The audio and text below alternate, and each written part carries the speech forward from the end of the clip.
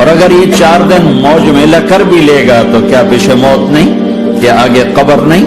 کیا آگے حشر نہیں؟ کیا آگے اللہ کے سامنے کھڑا ہونا نہیں ہے؟ کیا یہ دنیا ایسے ہی چلے گی؟ نہیں نہیں نہیں، اس کائنات کا ایک خالق ہے جس کا نام اللہ ہے۔ میرے اللہ کا اعلان ہے، نہیں نہیں، پیسے سے اطمینان نہیں ملتا۔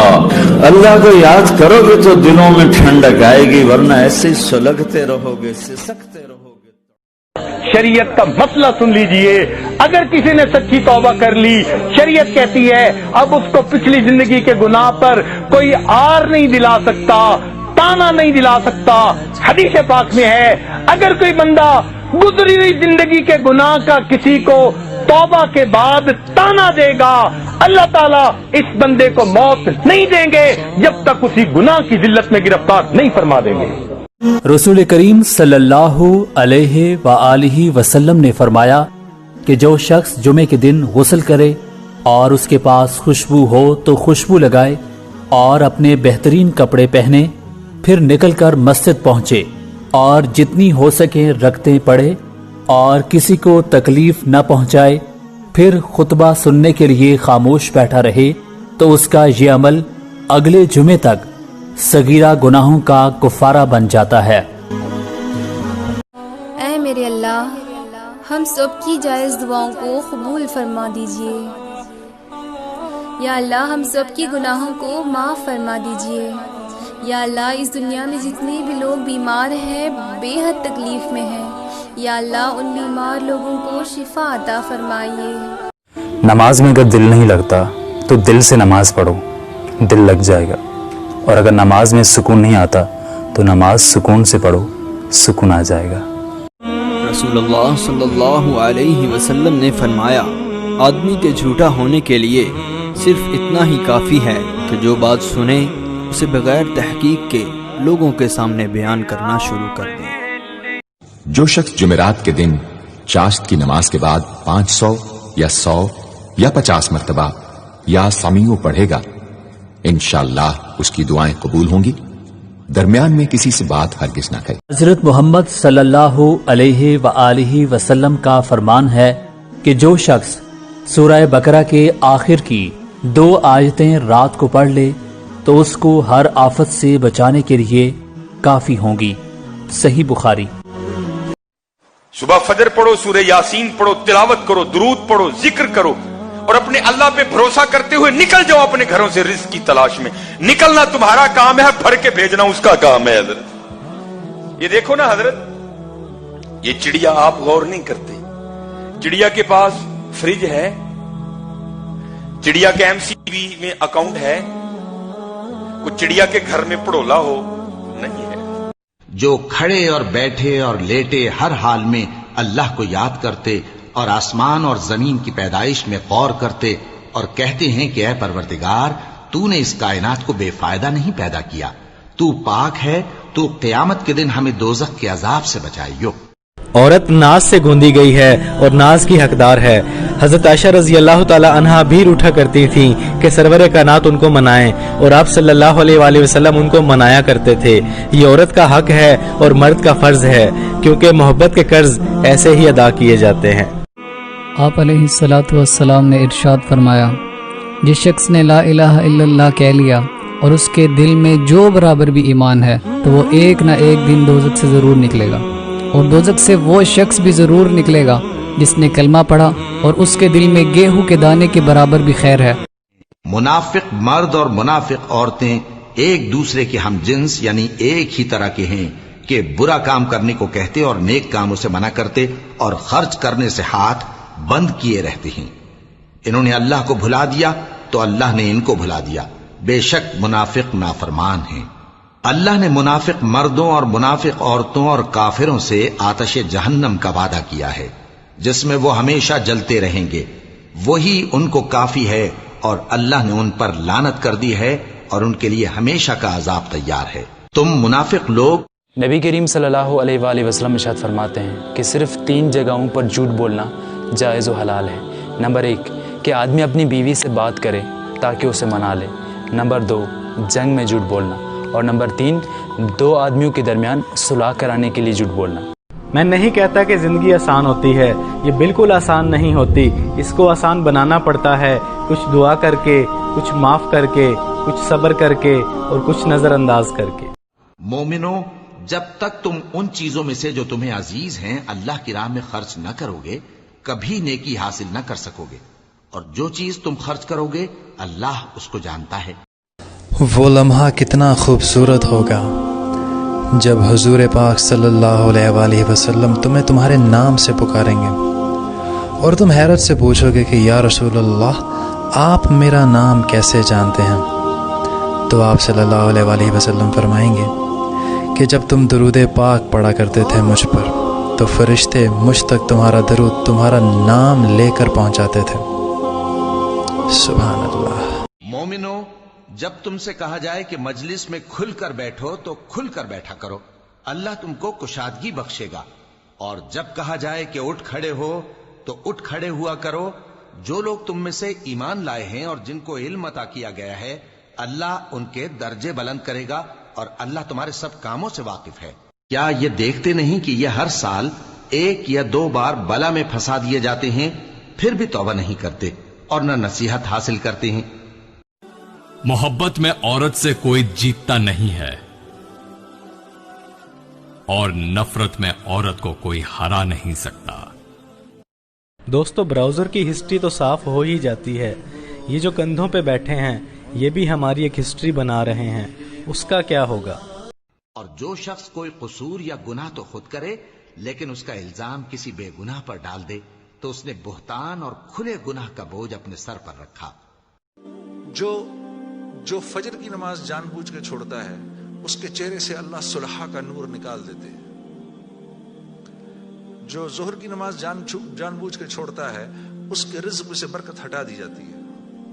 جو عصر کی نماز جان بوجھ کے چھوڑتا ہے اللہ اس کے جسم کی طاقت کو سلب کر لیتے ہیں، یہ بیمار رہتا ہے اندر سے، اس کو بیمار رکھتے ہیں۔ جو مغرب کی نماز جان بوجھ کے چھوڑے گا اس کو اس کی اولاد سے کبھی کوئی نفع نہیں ہوگا، اس کی اولاد ساری زندگی اس کی نافرمان رہے گی۔ جو عشاء کی نماز جان بوجھ کے چھوڑے گا اس کو کبھی راحت چین کی نیند نہیں آئے گی۔ خامیاں سب میں ہوتی ہیں مگر نظر صرف دوسروں میں ہی آتی ہے۔ انسان ہمیشہ تکلیف میں ہی سیکھتا ہے، خوشی میں تو پچھلے سبق بھی بھول جاتا ہے۔ دوستو، انسان کی موت کے تیسرے دن اس کے ناخن گرنے لگتے ہیں، چوتھے دن اس کے بال جھڑنے لگتے ہیں، 5ویں دن اس کا دماغ پگھلنا شروع ہو جاتا ہے، اور 6 دن اس کا پیٹ پگھل کر اس کے منہ اور اعضائے مخصوصہ سے باہر آ جاتا ہے، اور 2 مہینوں میں کچھ نہیں رہتا سوائے ہڈیوں کے۔ تو مجھے سمجھ نہیں آتی کہ اتنی انا، اتنا غرور، اتنا تکبر، اتنی برائیاں کہاں لے کر جاؤ گے؟ اسی نے انسان کو ٹھیکرے کی طرح کھنکھناتی مٹی سے بنایا اور جنات کو آگ کے شعلے سے پیدا کیا، تو تم اپنے پروردگار کی کون کون سی نعمت کو جھٹلاؤ گے؟ وہی دونوں مشرقوں اور دونوں مغربوں کا مالک ہے، تو تم اپنے پروردگار کی کون کون سی نعمت کو جھٹلاؤ گے؟ اسی نے 2 دریا رواں کیے جو آپس میں ملتے ہیں مگر دونوں میں ایک آڑ ہے کہ اس سے تجاوز نہیں کر سکتے۔ کربلا میں ایک طرف پانی تھا، دوسری طرف پیاس، اور جو پانی پیتے رہے وہ مر گئے، اور جو پیاسے تھے وہ آج بھی زندہ ہیں۔ ایک انسان موت سے بچنے کے لیے بہت کچھ کرتا ہے لیکن جہنم سے بچنے کے لیے کچھ نہیں کرتا۔ حالانکہ وہ جہنم سے تو بچ سکتا ہے لیکن موت سے ہرگز نہیں بچ سکتا۔ حضرت علی رضی اللہ تعالیٰ عنہ نے فرمایا، جس طرح شبنم کے قطرے مرجھائے ہوئے پھولوں کو تازگی دیتے ہیں، اسی طرح اچھے الفاظ مایوس دلوں میں روشنی بھر دیتے ہیں۔ انسان اگر زندگی سے مایوس ہو تو کامیابی بھی ناکامی نظر آتی ہے۔ میرے نبی نے فرمایا کہ اگر کوئی شخص اپنے غلطی کی معافی مانگے اور فرمایا کہ اگلا کہے کہ میں اسے معاف نہیں کرتا، تو یہ جو کہہ رہا ہے نا کہ میں اسے معاف نہیں کرتا، تو یہ شخص قیامت کے روز میرے سامنے حوض کوثر پہ حاضر نہ ہو۔ حضرت انس بن مالک رضی اللہ تعالی عنہ سے روایت ہے کہ رسول اللہ صلی اللہ تعالی علیہ وسلم نے فرمایا، اللہ تعالیٰ اس بندے سے بہت خوش ہوتا ہے جو جب بھی کوئی لقمہ کھائے اس پر اللہ کا شکر ادا کرے، یا جب بھی پانی کا گھونٹ پیے اس پر اللہ کا شکر ادا کرے۔ صحیح مسلم۔ اور رسول اللہ صلی اللہ علیہ وسلم نے فرمایا کہ مسلمان پر لعنت کرنا ایسا ہے جیسے اس کو قتل کر ڈالنا۔ اور رسول اللہ صلی اللہ علیہ وسلم نے فرمایا کہ جب کوئی شخص کسی چیز پر لعنت کرتا ہے تو اول وہ لعنت آسمان کی طرف چڑھتی ہے، آسمان کے دروازے بند کر دیے جاتے ہیں، پھر وہ دائیں بائیں پھرتی ہے، جب کہیں ٹھکانہ نہیں پاتی تو اس کی طرف جاتی ہے جس پر لعنت کی گئی تھی، اگر وہ اس لائق ہو تو خیر، ورنہ پھر واپس اسی کے پاس جاتی ہے جس نے لعنت کی تھی۔ آپ نے فرمایا میں آج رات جنت میں گیا، میں نے آواز سنی قرآن کی تلاوت، میں نے پوچھا یہ کون تلاوت کر رہا ہے؟ ان کا جی یہ حارثہ بن نعمان ہے۔ تو آپ نے کہا حارثہ بن نعمان؟ وہ تو مدینے بیٹھا ہے، وہ کیسے پوری جنت میں اس کی آواز کیوں آ رہی ہے؟ کہ یا رسول اللہ انہوں نے ماں کی ایسی خدمت کی ہے کہ اللہ تعالیٰ نے خوش ہو کر کہا ہے حارثہ جب قرآن پڑھے ساری جنت کو سنو۔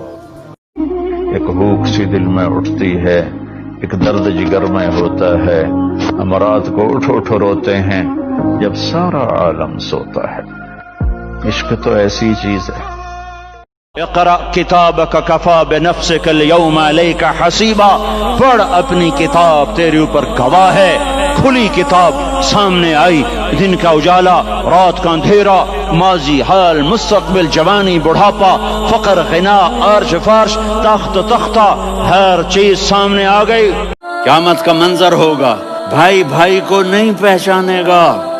ماں اور اولاد کا کتنا گہرا رشتہ ہوتا ہے، ماں کہے گی میں نے تمہیں جنا ہی نہیں ہے، اور جب جہنم میں ایک چیخ مارے گی تو سارے انسان اور فرشتے اور انبیاء ایسے گریں گے اور سب نفسی نفسی، آدم علیہ السلام نفسی نفسی۔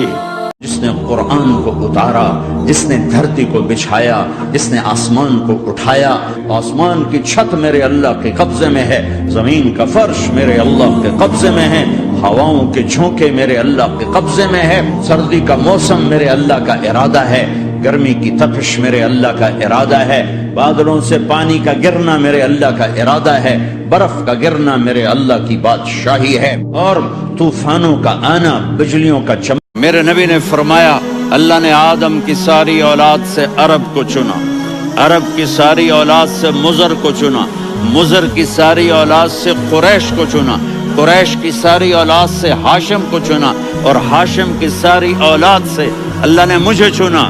میں سب سے اعلیٰ خاندان کا ہوں، عالی نسب ہوں، میرے اللہ نے میرے 10 نام۔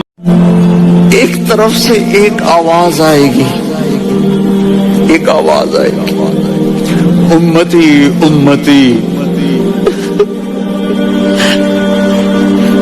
واہ یا رسول اللہ ہم آپ پہ قربان جائیں۔ جس دن ماں نہیں پوچھ رہی، نبی نہیں پوچھ رہے، بیٹا نہیں پوچھ رہا، بھائی نہیں پوچھ رہا، یا رب امتی امتی، یا رب امتی امتی، یا اللہ میری امت، یا اللہ میری امت، یا اللہ میری امت، تو نظریں طواف کریں گی۔ یہ آواز کہاں سے آ رہی ہے؟ یہ کون بول رہا ہے؟ سب سے الگ کون ہے جو امتی امتی کہہ رہا؟ غصے میں بھی سنبھل کے بولیں کہ نہ بعد میں پچھتانا پڑے، نہ بعد میں معذرت کرنی پڑے، نہ اللہ کی بارگاہ میں مجرم ہو کے کھڑے ہوں کہ ایک زبان کا بول جہنم کی وادیوں میں پھینک دیتا ہے اور ایک زبان کا بول جنت کے عالی شان۔ اذان اتنا بڑا عمل بنا دیا میرے نبی نے کہ آپ نے فرمایا کہ اذان دینے والا قیامت کے دن سب سے اونچے مقام پر کھڑا ہوگا۔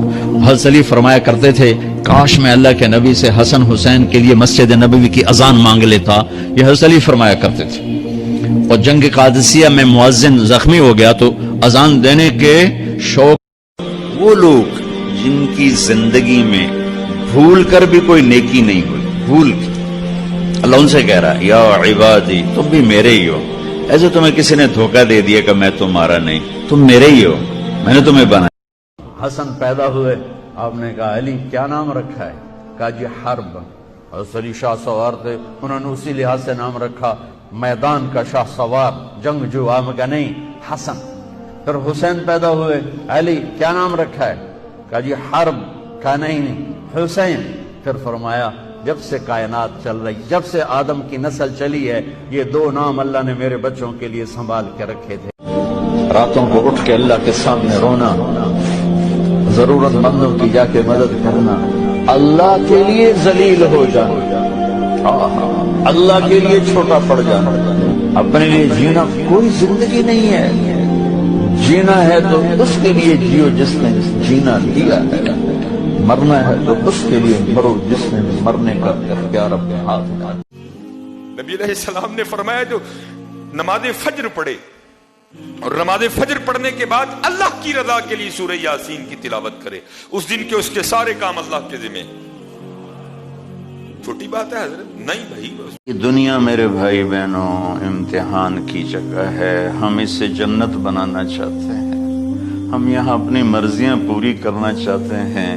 اللہ کی قسم، اللہ کی قسم، اللہ کی قسم، جس نے اپنی مرضی پہ چلنا شروع کیا وہ تباہ ہو گیا، جو اللہ رسول کی غلامی کے دائرے میں آیا وہ کامیاب ہو گیا۔ اللہ تعالیٰ نے فرمایا جب تو دیکھے کہ بارش بغیر موسم کے ہو رہی ہے اور حکومت بے وقوفوں کے پاس ہے اور پیسہ بخیلوں کے پاس ہے تو تم سمجھنا کہ میں ناراض۔ میرے نبی نے فرمایا ہاں عمر میرے بعد ایک آدمی آئے گا، اس کا نام ہوگا اویس، اور وہ کرن کی شاخ سے ہوگا، اس سے دعا کرانا۔ علی آپ بھی، عمر آپ بھی۔ یا رسول اللہ کس لیے؟ کہ اس نے ماں کی ایسی خدمت کی ہے کہ جب ہاتھ اٹھاتا ہے اللہ اس کے ہاتھ خالی نہیں لوٹاتا۔ اور کسی شخص میں طاقت نہیں کہ اللہ کے حکم کے بغیر مر جائے، اس نے موت کا وقت مقرر کر کے لکھ رکھا ہے، اور جو شخص دنیا میں اپنے اعمال کا بدلہ چاہے اس کو ہم یہیں بدلہ دے دیں گے، اور جو آخرت میں طالب ثواب ہو اس کو وہاں اجر عطا کہ نیک بندے جا رہے تھے، سفر میں پیاس لگی، کنویں تک پہنچ، نیچے دیکھا تو پانی بہت نیچے، تو انہوں نے اپنی پگڑی اتاری اور جوتے کو اس کے ساتھ باندھا اور نیچے لٹکایا تو پانی تک۔ اللہ کی قسم میرے نبی کا فرمان ہے معاف کرنے سے عزت گھٹے تو مجھ سے لے لو، معاف کرنے سے عزت نہیں گھٹتی۔ میرے نبی نے صرف ایک رشتے کا حق بیان کیا، استوصوا بالنساء خیرا، میں تمہیں تمہاری بیویوں کے بارے میں وصیت کر رہا ہوں ان کے ساتھ اچھا سلوک کرنا۔ صرف ایک رشتہ، اللہ سے مانگنا ہی عزت ہے، باقی تو ذلت ہی ذلت ہے۔ اس سے مانگ جس کے خزانوں کو زوال نہیں، اس سے مانگ جس کو کسی سے مانگنا نہیں پڑتا۔ اس اللہ کے سامنے جھکو جو زمین آسمان کو ایک دن توڑنے والا ہے، توڑ کے پھر بنانے والا ہے۔ اذا السماء انفطرت واذا الكواكب انتثرت واذا البحار فجرت واذا القبور بعثرت، زمین آسمان کو ہلا۔ اور میں قربان جاؤں ابو بکر کو، ماں نے کیا ہیرا جنا کیا لال جنا۔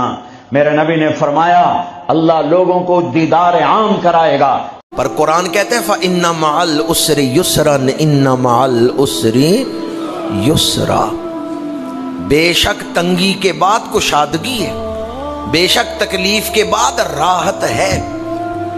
آپ نے فرمایا سب سے بہترین انسان وہ ہے جو دنیا کے کسی انسان کو تکلیف نہ پہنچائے، نفع پہنچائے۔ انسان، مسلم بھی نہیں کہا، انسان، ہر انسان کے لیے جو سکھ کا۔ اذان اتنا بڑا عمل بنا دیا میرے نبی نے کہ آپ نے فرمایا کہ اذان دینے والا قیامت کے دن سب سے اونچے مقام پر کھڑا ہوگا۔ حضرت علی فرمایا کرتے تھے کاش میں اللہ کے نبی سے حسن حسین کے لیے مسجد نبوی کی اذان مانگ لیتا۔ اقرأ کتابک کفا بنفسک اليوم علیک حسیبا، پڑھ اپنی کتاب تیرے اوپر گواہ ہے، کھلی کتاب سامنے آئی، دن کا اجالا، رات کا اندھیرا، ماضی، حال، مستقبل، جوانی، بڑھاپا، فقر، غنا، عرش فرش، تخت تختہ، ہر چیز سامنے آ گئی۔ نماز نہ چھوڑنا، چھٹ گئی، ہائے چھٹ گئی، میں کہاں سے الفاظ لاؤں تمہارے کانوں کے پردوں میں سے راستہ بنا کر جو دل کی وادی میں اتر جائیں۔ میں خطیب نہیں ہوں، میں کوئی مقرر نہیں